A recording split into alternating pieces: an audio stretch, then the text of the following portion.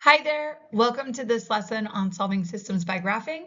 As always, please give this video a thumbs up if you find it helpful, subscribe for more math help, and check out some of the other videos and playlists on the channel. Now, for this lesson, there is a Desmos demo video that would be beneficial for you to check out.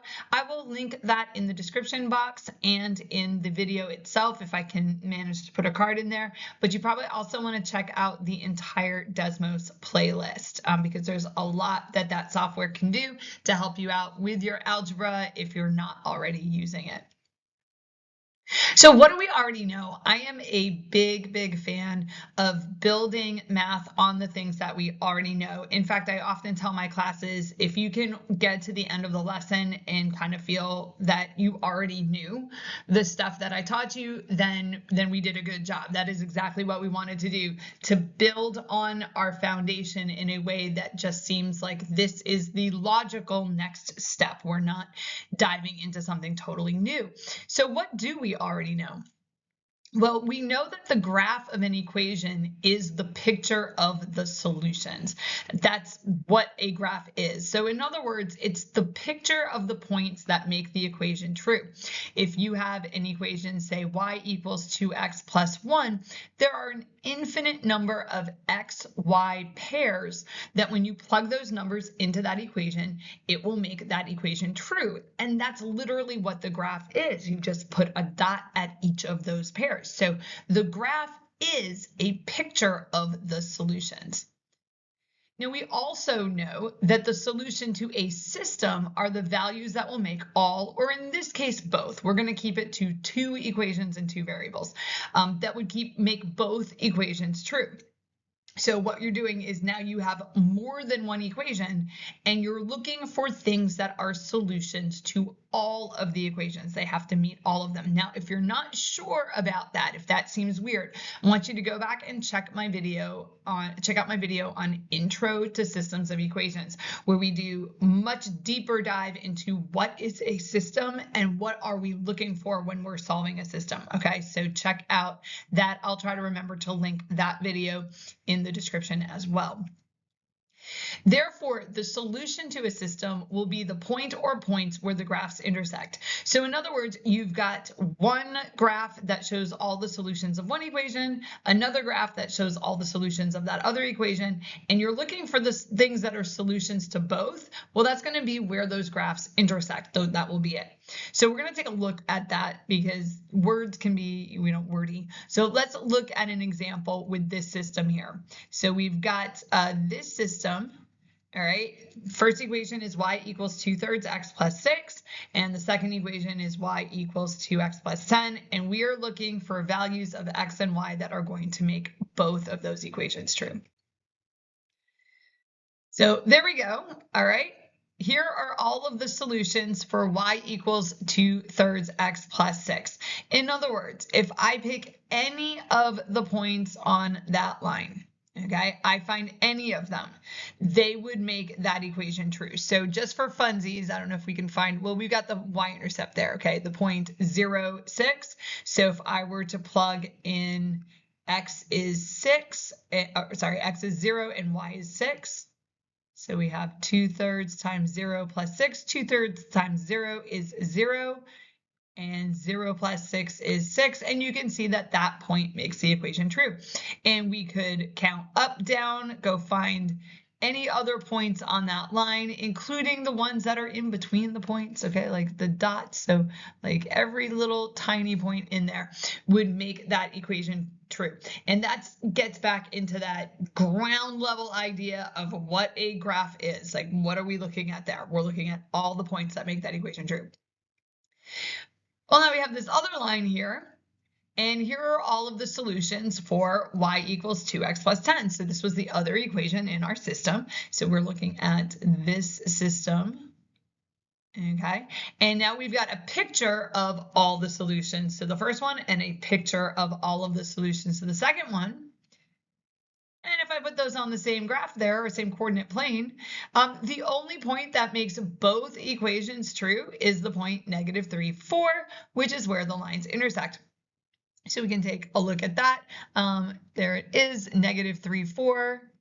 And so we could check that out in both of the equations. So we could plug in y equals 2/3 times -3 plus 6. 2/3 times -3 is -2, and -2 plus 6 is 4, and 4 does equal 4. And it would also work in this equation here. So we'd have 4 is equal to 2 times -3 plus 10. And there's my -6. -6 plus 10 is 4. And you can see that that point works in both. Now, whether you state the solution as -3, 4, or you might state it as x equals -3, y equals 4. Sometimes that will depend on the context of the problem, what your teacher asks for, or whether or not you're using graphing to solve a word problem. But essentially, there it is. And that is the only point that will work for both of those equations. So let's do one by hand here, okay? So we're going to do one out the way that you are often expected to do it in Algebra 1 class. So both of these equations are in slope-intercept form, which makes them easy to graph. If it is not in slope-intercept form, you might need to do a little bit of algebra to get it into a form, or into that form to graph it, or you could build a table, okay? Whatever you think is easier. In this first equation, my y-intercept is -1. And my slope is -1/2. So I'm going to go down 1 and right 2. So down 1, right 2. Now, normally I would just stop right there. I would just say, okay, I got my 2 points. But what you notice that I'm doing here is that I'm continuing to go down 1, right 2, down 1, right 2, down 1. And now I'm going to go up 1, left 2. So this would be like doing that when the negative is in the denominator. It would still give you the same slope though. And we'll do that again. Up 1, back 2, up 1, left 2, up 1, left 2. And I'm doing that so that I can extend this accurately. And the reason for that is if I'm looking for the point of intersection, I need to make sure that my line is not drifting across the coordinate plane, which unless you are using a ruler, your line will probably drift. And then even sometimes when you're using a ruler. All right, second one, we have a y-intercept of -8. And this time the slope is 3/1. So we're going to go up 3 and right 1. So up 1, 2, 3 over 1, 2, 3 over 1. Now that gave me what I needed right there. But to be consistent, we'll just be really good about that. Okay, and here is my second line. And you can tell even doing this, it's drifted a little bit. So you can see where they intersect, or at least where they should. My line, I should probably redo that. That's a pretty awful line that I did there. Let's see if we could do that a little bit better. There we go. That's a better line. Okay, and the point where they intersect is the point 2, -2. So that is the point that will make both of those equations true. And again, you might write it as x equals 2, y equals -2. And that's what it looks like to do one by hand. So you've got one line, another line, graph them, see where they intersect, and hope that it is like they come out nice, which leads us to this question here. What are the drawbacks of solving equations, systems of equations by graphing? First one, not all equations are nice to graph. So I picked lines.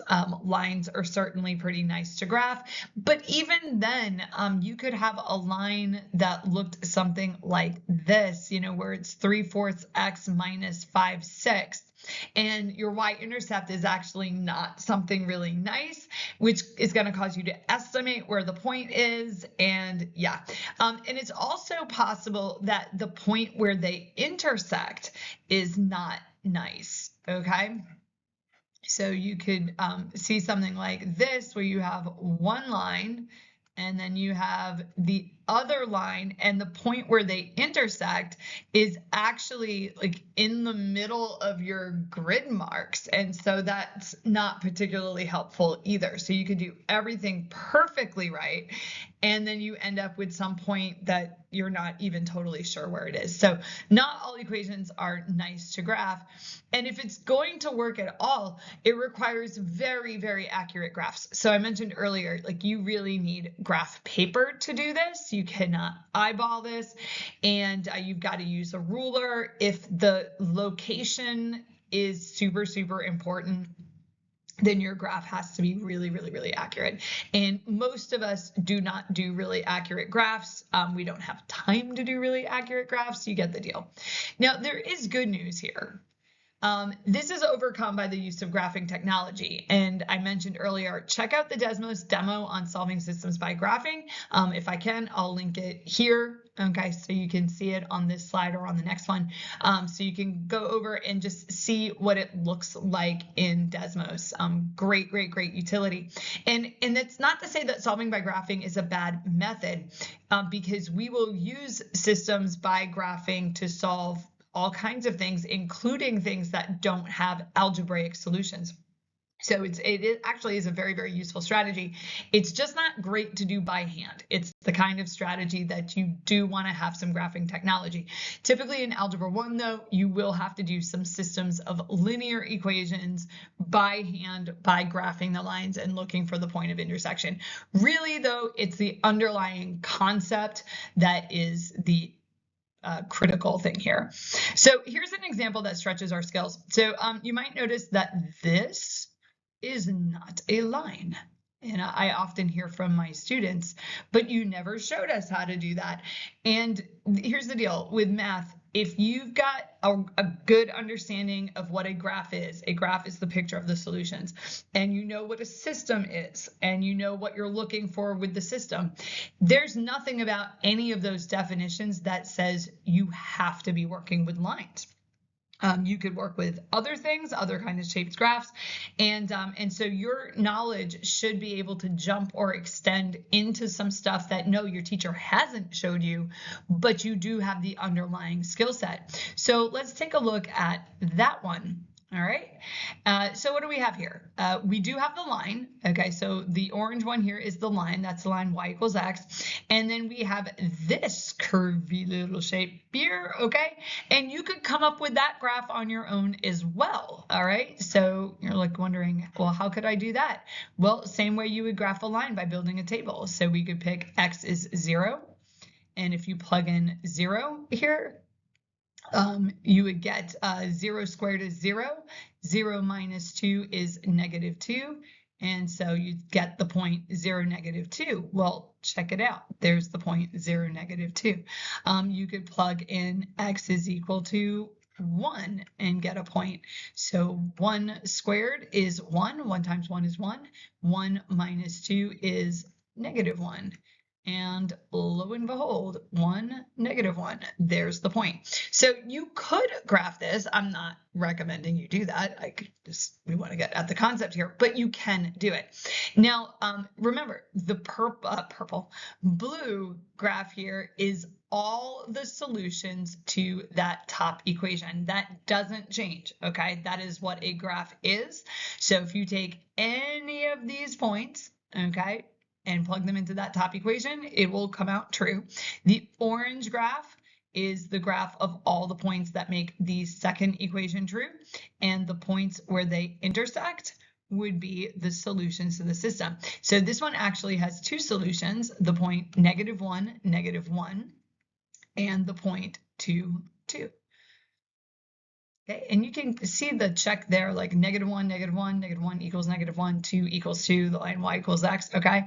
And then you could plug in some numbers up here. So we could plug in -1 right here. Well, -1 times -1 is +1, and +1 minus 2 is -1.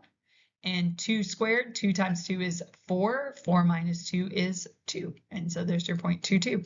And so that kind of stretches you a little bit, but it's exactly the same idea, exactly the same concept that we're working with. Just because the graphs are shaped differently does not change how the systems would work.